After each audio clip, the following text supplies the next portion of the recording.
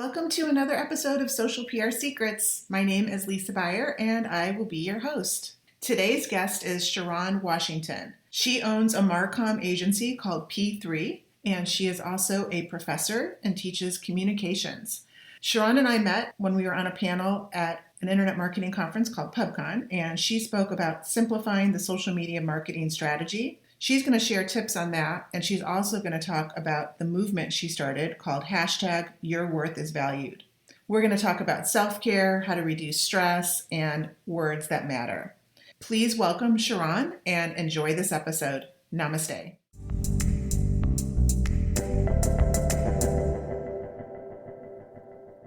Hi, everybody. Welcome to another episode of Social PR Secrets, and I'm excited to have Sherron Washington as my guest. Hey, Sherron.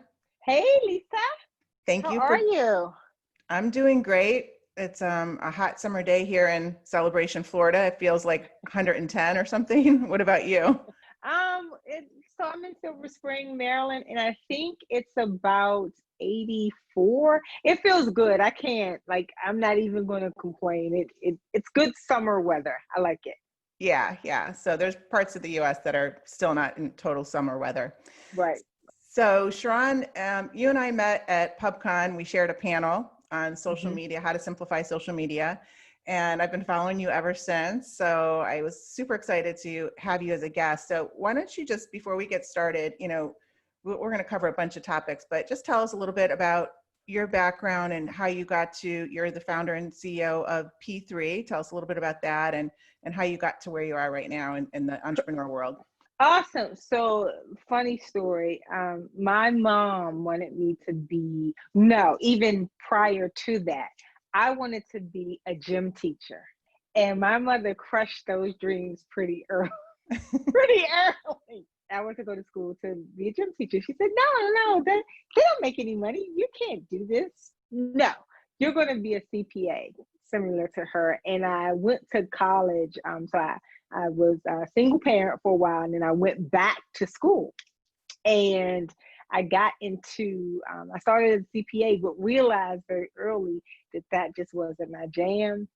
And one of my mentors, Jamie Pyland, I work with her now. I'm a professor at Trinity University. She said, you would be great in the communications field. And so I started my career actually in PR, which I'm in marketing now. Like, it was a huge jump because I thought that I could get into PR, but it was so stagnant, and it had back then, like in the early 90s, it was like press releases on top of press releases. I don't know if you remember that. Like, Yeah. it's the press conference, Oh, yeah. press releases, right? I wanted to be a little bit more dynamic.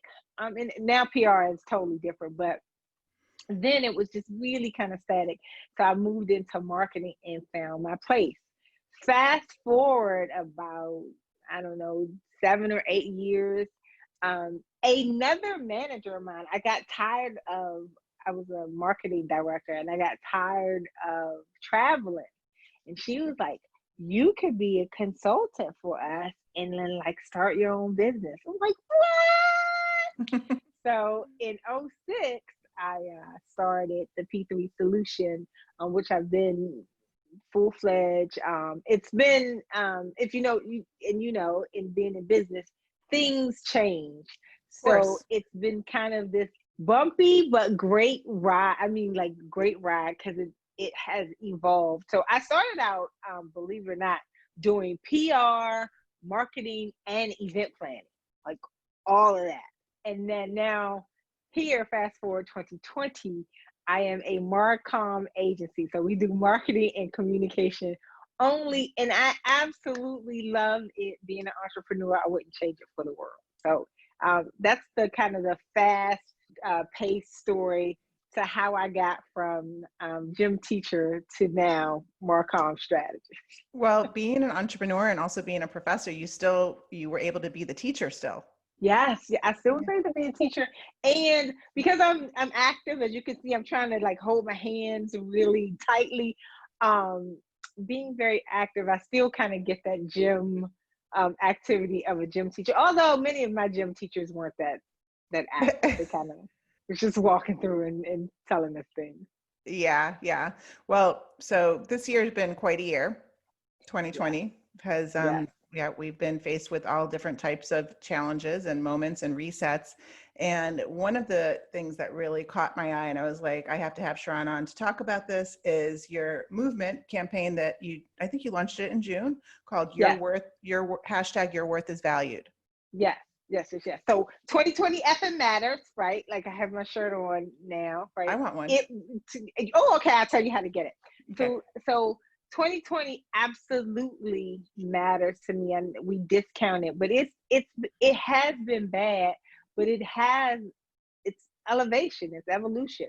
It has brought open some topics and delicate subjects that I think are very important for us to tackle, figure out how to provide some solutions, be better people to one another. So what happened is for and then COVID, right? I think sometimes we forget about Yeah. COVID, right? It's COVID. So what happened is sometime in May, and I teach intercultural communication at the college. So usually I kind of absorb this stuff to be able to talk my students through it. However, it was just kind of negative thing after negative thing after negative thing after negative thing, including COVID. And I was really feeling in a dark place. And so I had to think about how could I, in my own lane, be an activist. So, I'm definitely scared of COVID, like in crowds these times. So I'm like, okay, so I want to protest, but I can't go down and protest. I have diabetic, so I didn't want to take the risk, right? But I want to be on the front line so bad. So I thought about what I could do. And in March, I previewed 30 women. I said, why not do this for Black men? Because in the stereotype, it's always negative. At least that's my images that I'm seeing in the news, social media, everything was negative, negative, negative. And so I said, I wanted to bring a bit of positivity because I know I needed it at the Yeah, time. And for so I sure. wanted to pass this on to other people to kind of see another story. Here's another story that's happening behind this front story that's going on right now. So I thought of the campaign, and it is. I really was like, hey, your worth is valued inside the community, because I think sometimes in our community we forget that we do have worth because of whatever stereotypes or issues that we go through on a daily basis with racism and things like that. But outside of the community too, here's some examples. We got cartographers, and I know you see it sometimes. I know we're seeing this community is seen as basketball players and football players and things like that. And again, it's just these generalized stereotypes. However, there's more to us than that. And not only for us to know it, but for other people to know it as well. Definitely. Well, the awesome thing is that you were able to break through the negative clutter, and I saw that you got some media coverage to get that Yes, message out. So yes, that was awesome. And speaking of mass media, like I picked up on that when I was listening to your interview on the TV station, just talking about just what is your take on? I mean, mass media and journalism right now, I feel is at such a negative state in all aspects. So I'm a communications major, and so I'm on the line of I have to tout. This is important. So it is important for messages to be disseminated. Important. We have to be careful. I think as a society, we have to be careful of how we process it, right? So keeping in mind that mass media is business, Hmm. so they want us to watch. So they're going to put on things to, believe it or not, as a society, we're absolutely guiding what gets watched on television, because we're going to watch the violence and we're going to watch the negativity. And when the good stuff comes on, it's a little bit too fluff. We want to see the other stuff. So as a society, we have to take some accountability to the media. Is a business, is just going to give us what we want. Because if we wasn't watching, if we weren't tuning in, the news would change as we see that. So that's my one side of this kind of story. On the other hand, I think that there's a pressure to kind of push out this information so people can get their 15 minutes, right? Or get popular, or a station can be the one that people pay attention to and things like that. So I think sometimes the media itself as an organization is pressured into providing this type of information. Because other than that, we'd have to say it's a bunch of really methodical individuals who want to bring out bad news. And I don't necessarily want to believe that, but we do have a few. Yeah, definitely. And, I taught a class at University of Florida. We were talking before we started the interview, and it was on social media and PR. And a lot of my students were already, it was a master's class. They're already in the field working at different news stations. And one of the things that they shared with me is that, they're under a lot of pressure to get ratings and reviews and shares and engagement on their own personal social media channels, that then are going to lead back to the news channel. So, it's really, how do you tell a positive news story, versus something that's sensationalized to an extent, or, the headline is like that bait clicky type of headline. It's like, where is that balance? It's really sad. It's hard to fight that. And so the best thing that I can do, and I recommend people, is to be careful what you're absorbing, right? Try not to absorb too much of it, and try not to take it so literal. So when I teach my mass communication courses at Trinity, I tell my students all the time, the news is your friend when it's your friend. When it's talking, when you agree with what the news is talking about, you're like, look, I saw this story on this.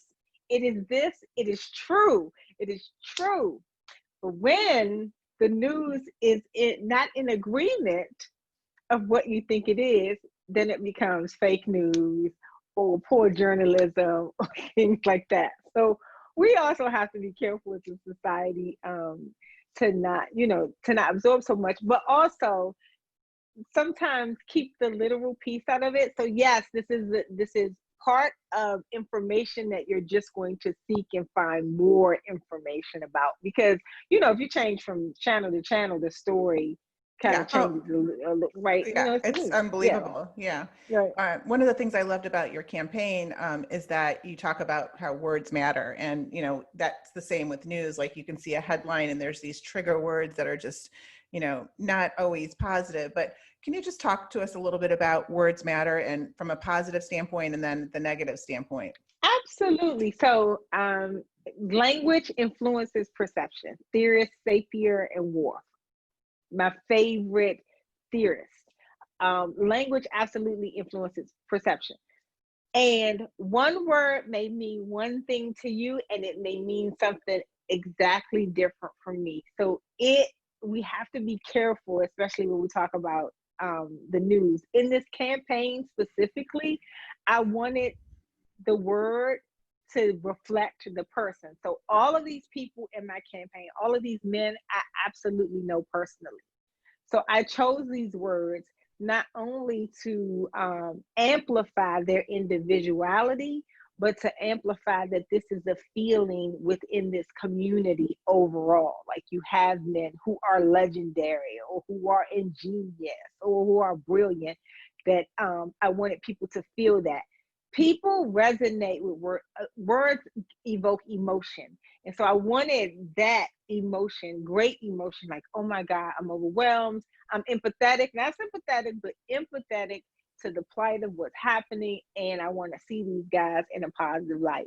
Now, on the negative side, like negative, and I use that very lightly, you cannot control everybody's understanding of a certain word. I'm a native Washingtonian. I grew up in Washington, D.C. And depending on the quadrant you lived in, Northwest, Southwest, Southeast, different terms meant different things. Even body language, different looks. You stare too long, that might be a problem. You don't look someone in the eye, that might be a problem.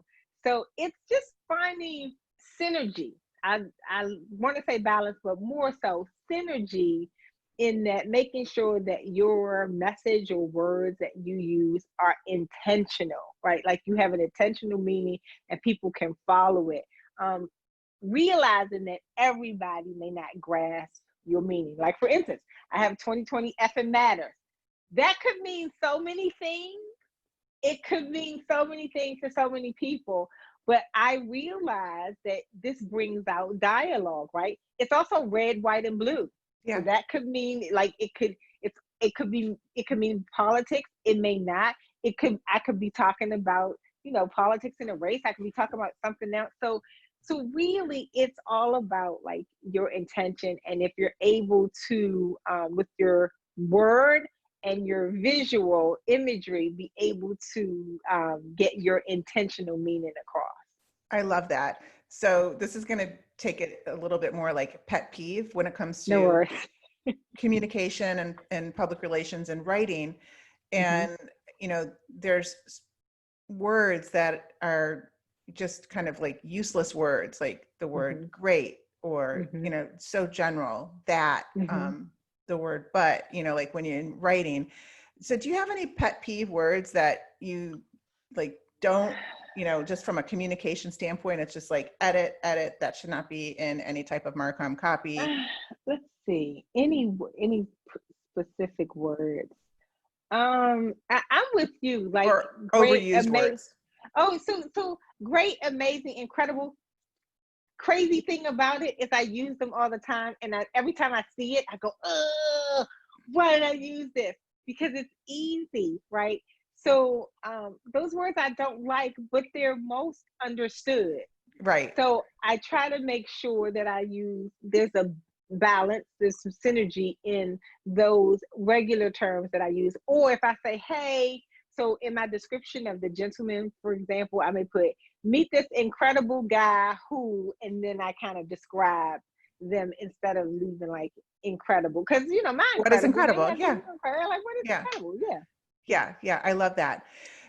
So also on the panel that we shared, just switching gears, we talked, we both gave presentations on simplifying social media and Mm-hmm. how to simplify your social media marketing strategy. So talk to us about some of those tips, if they're the same tips or you have updated ones on what brands can do, whether it's personal brand or a business brand.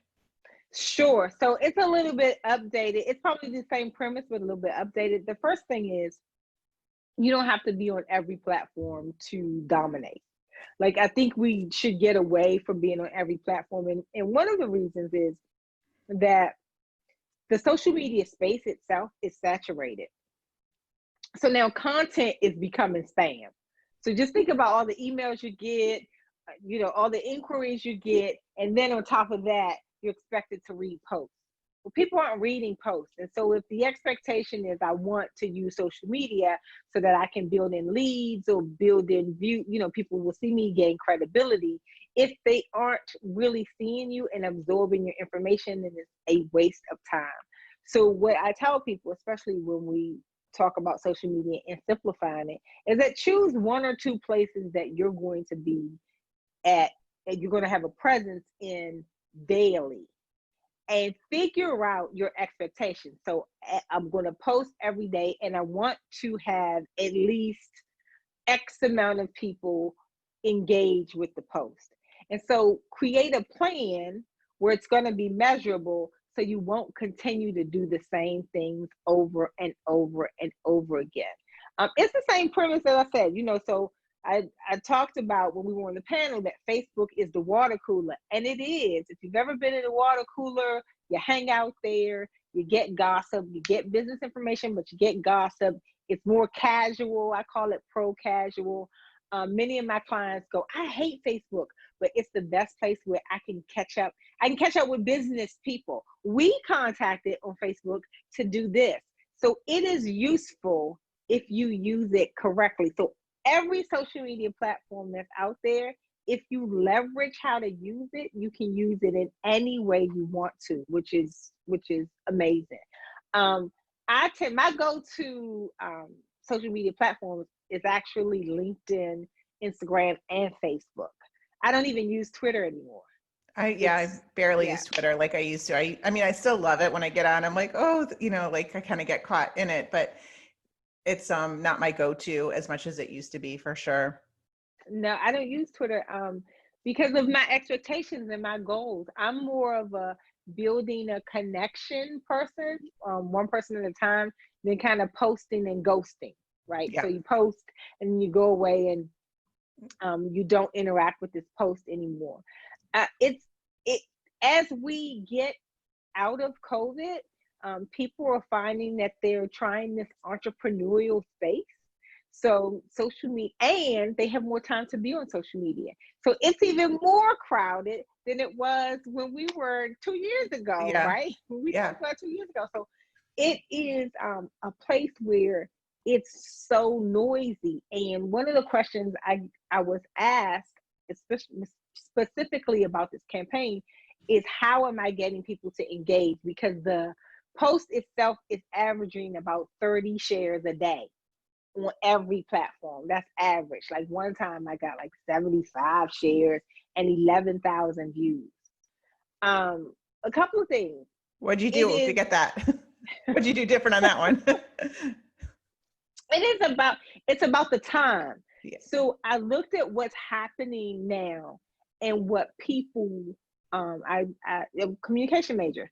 So watching patterns, people are sad, they're upset, they're angry, they're you know, they want to see more great stories. And that's, I don't care if you're blue, black, yellow, orange, green, they're feeling the effects of what's going on, civil unrest and COVID. So they wanted happy stories.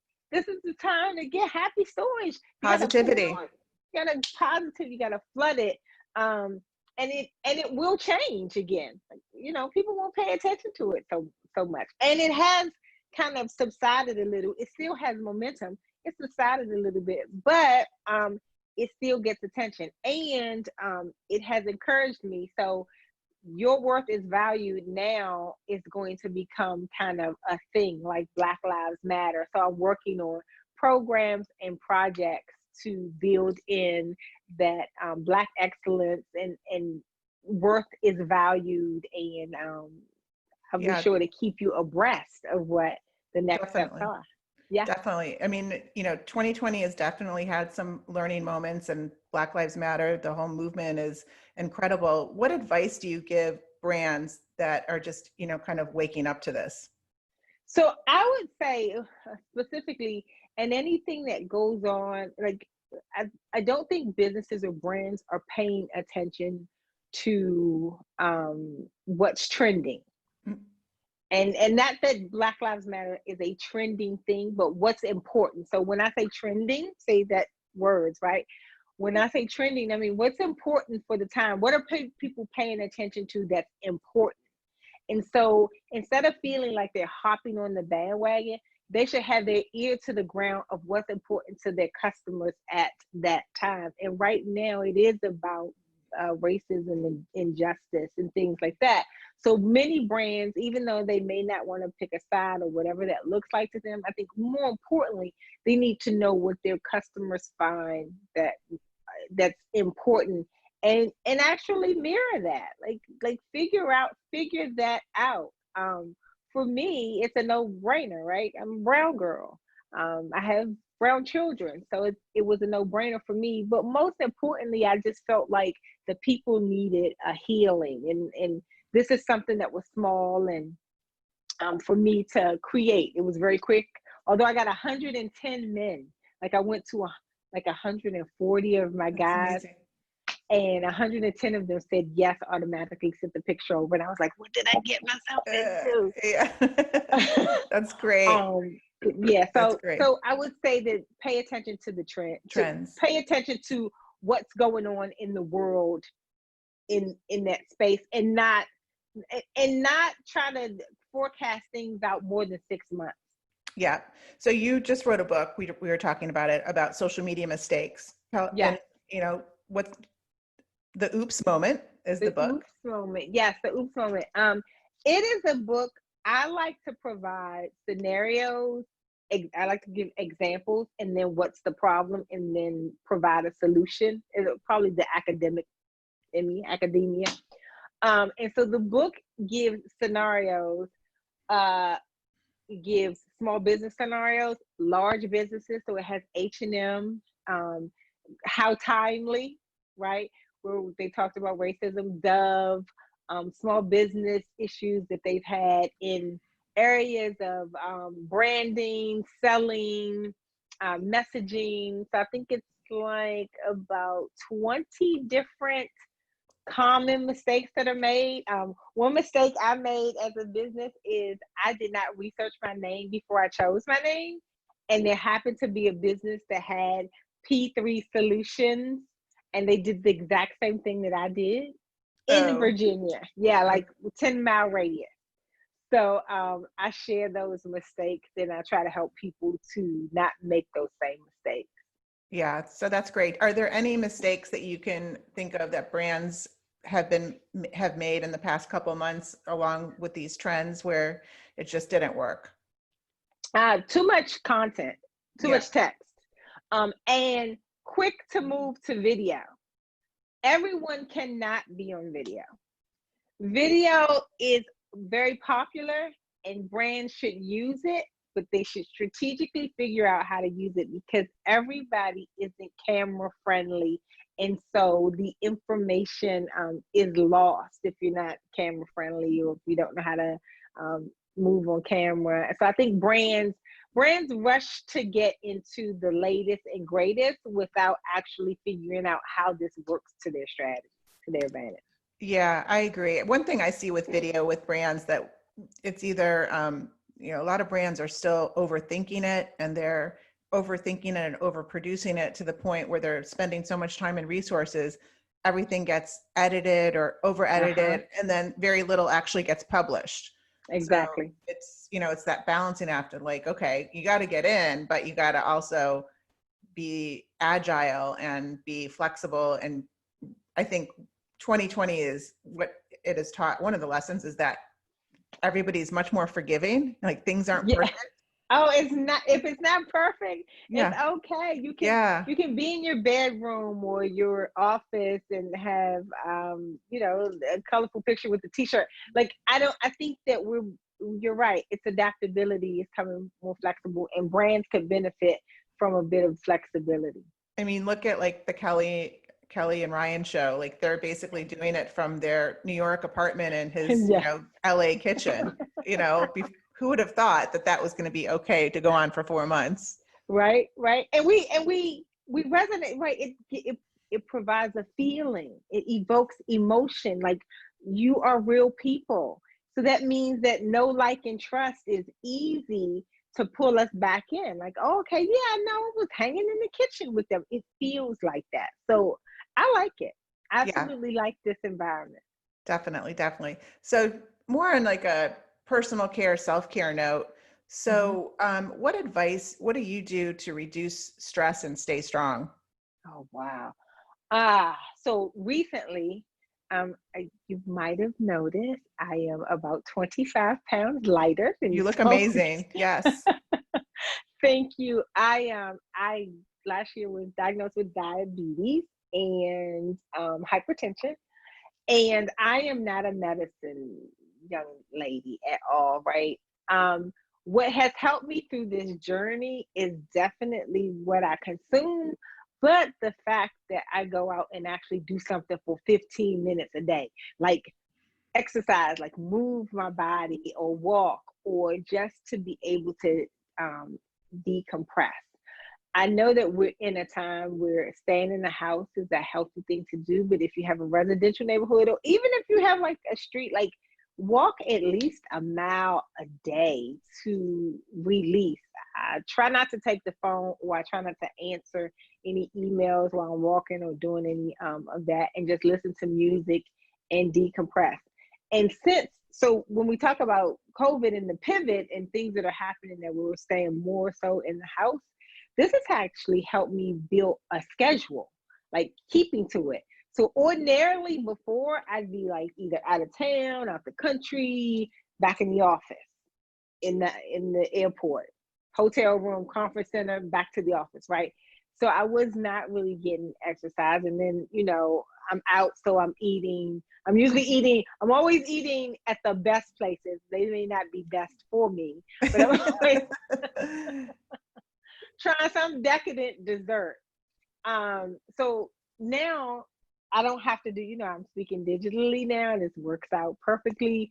I'm able to manage how I eat, and I feel better. I tried to eat one time chocolate cake about 2 days ago for breakfast.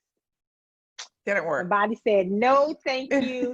It's not really going to work for you this time. So the self-care portion is a combination of getting out, getting some air, um, being able to decompress, so like relax. Um, I understand that there's worry, there's issues in the world, but I just want a moment, because if I'm not well, like mentally or physically, I can't really help. So it's taking the time, like you need to dedicate some time to taking care of yourself every day, whether that's 6 in the morning or 6 in the evening. Dedicate at least an hour to take care of some time. I must have been getting your vibes since we scheduled this interview, because I mean, I was doing that pretty regularly, walking in the morning and walking at the end of the day to get in like, 10,000 steps, especially during COVID, just to get out. But I kind of got out of it over the past month. I don't know why. Mm-hmm. Mm-hmm. And so today, before our interview, I was like, okay, I'm going to go walk 20 minutes. Got back here 10 minutes before we started, and it is a mental reset. It really is. Mm-hmm. It gets those, all of your energy going. So I love that advice. And I think that it sounds so simple, but a lot of people don't do it. It's not, and I think it's, be kind to yourself. Yeah. Don't, I tell people all the time, okay, every moment is an opportunity to begin again. Every moment. You don't have to wait till tomorrow. Look, you ate that chocolate cupcake and you weren't supposed to. Next moment, you can do better. You'll drink some water, eat an orange, but it's just in moments. And we need to, I guess for me, the revelation here is that I am spending more time with enjoying the moment than planning for the next 6 months, 12 months. Yeah. It does. I don't feel so pressured. The Yeah. world doesn't feel so heavy anymore. So I feel great. I love that. And I think people focus on, if something went wrong, or, there's a fail that happened, getting caught up in that toxic energy and not letting it go. And like you said, just starting over and just saying, okay, that was a moment. Now this is another moment. We can start fresh, and it doesn't necessarily define us. It's just a learning moment. That's it. That's it. Every moment is a moment for opportunity, another opportunity. Period.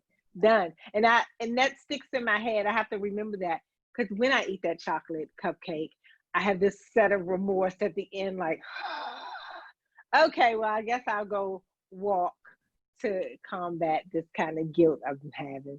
So I love 2020 Effie Matters. That is the Yes. motto. So where can we get that shirt? So it's not, so I am in July. I will be turning 47 August 5th. So in tandem with your worth is valued, I am buying black for 47 days. So I bought this from Party Politics US. Okay. It's a good friend of mine. His name is Atiba Manu, and you can look Put it in the 2020 show essence. notes. Yeah, Yeah. where you can see where you can get it. And he is bipartisan. That's what he calls himself. And he believes that 2020 matters no matter what, not just in politics, but 2020 matters, because we try to discount 2020. Like, let's move on to 2021. But in actuality, we got our best moments. We're living not necessarily the best times, but we're getting our best lessons in 2020. So it Definitely. matters. Definitely. So Sherron, you've shared so much with us. I'm going to put your book in the show notes. Is there anything else that we should know? Are you going to be speaking anywhere, or anywhere else that you want to, Oh, any that's a events good coming question. up? There is a social media.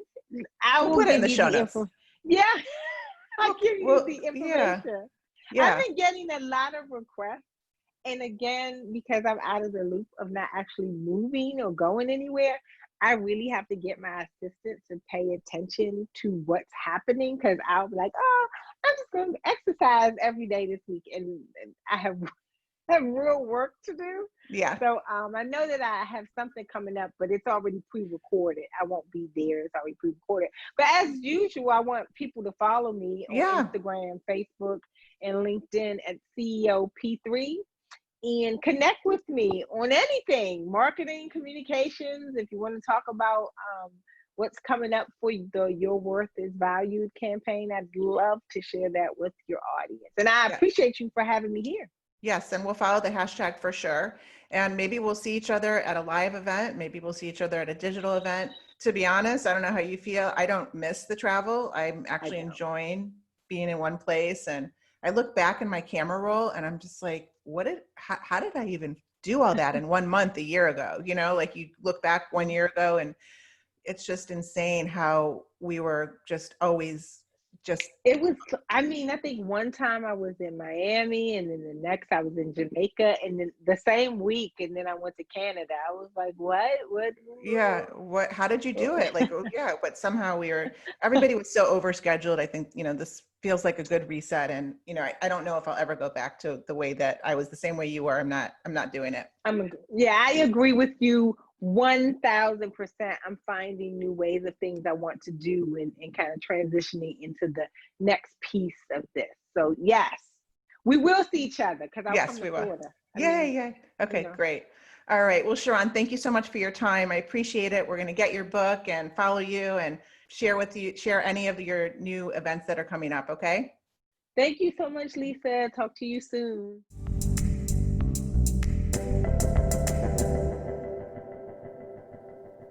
Thank you for listening to this episode of Social PR Secrets. If you like what you heard, check out the book on Amazon or follow our blog at socialprsecrets.com.